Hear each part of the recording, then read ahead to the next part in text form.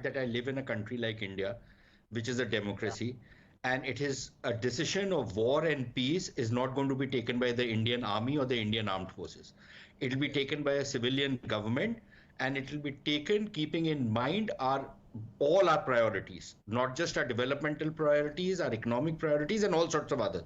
We are not a Pakistan that some two-bit general will start taking a decision on whether we will fight a war or we will not fight a war. Number one. Number two, I think I need to clarify a couple of things. Some of the points which Tehseen raised, and I think that will go into the questions which you have also raised.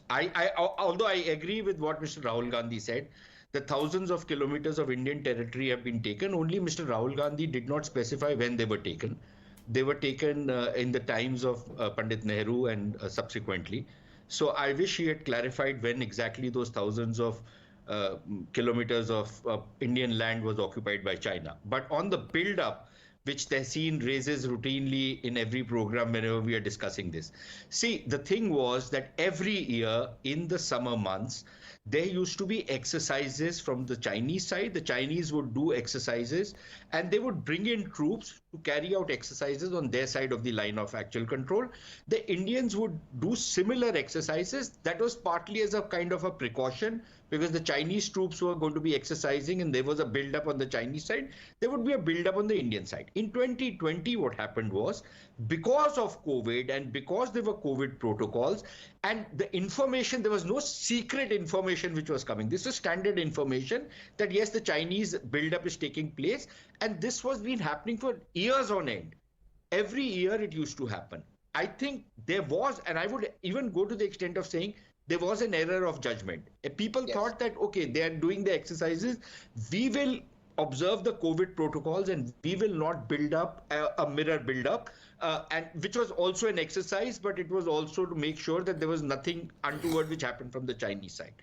I think that was an error on our part, and the Chinese came very much in front. Number two, on this whole issue of the prime minister's statement, very often we forget the context in which the statement was made. The statement was made in the context of the clash which took place in Galwan. It was purely on the issue of Galwan, where the prime minister said that nobody has entered and nobody has taken any part of our territory. And the entire clash was that somebody who tried to enter into our territory was expelled, right? So I hope that is clear because every time and routinely, people keep raising this. Number three, Tehseen asked, what about our claims? I think just because we have entered into tactical arrangements on a variety of areas where there is a conflict or a situation of conflict right now, that does not mean that we have given up our claims. Have you seen the Indian border change and we've excluded Aksai chain or any of the areas?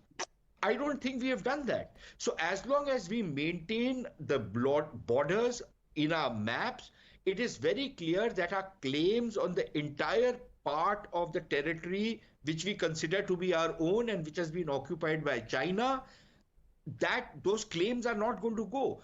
Now, whether it's Finger 8 or whether it's any other part.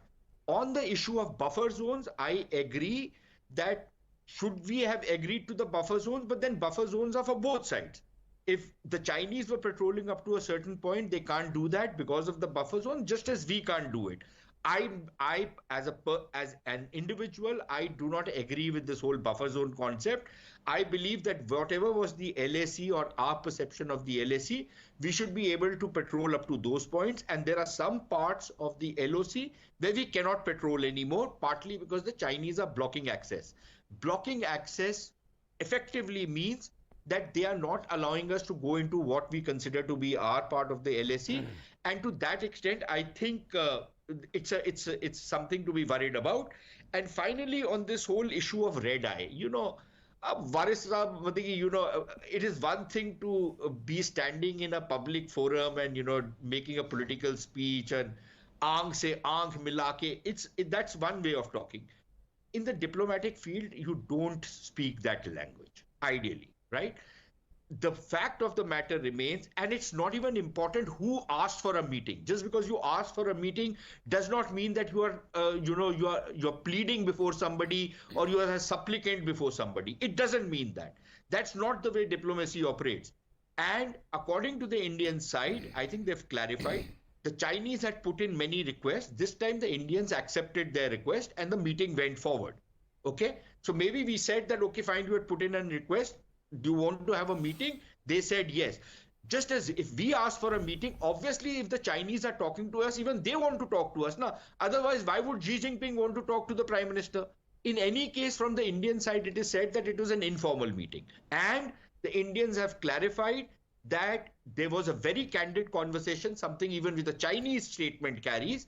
Candid conversation, the diplomatic language in diplomatic language means that a very frank conversation happened where we put our demands on the table and the Chinese would Absolutely, put their absolutely. And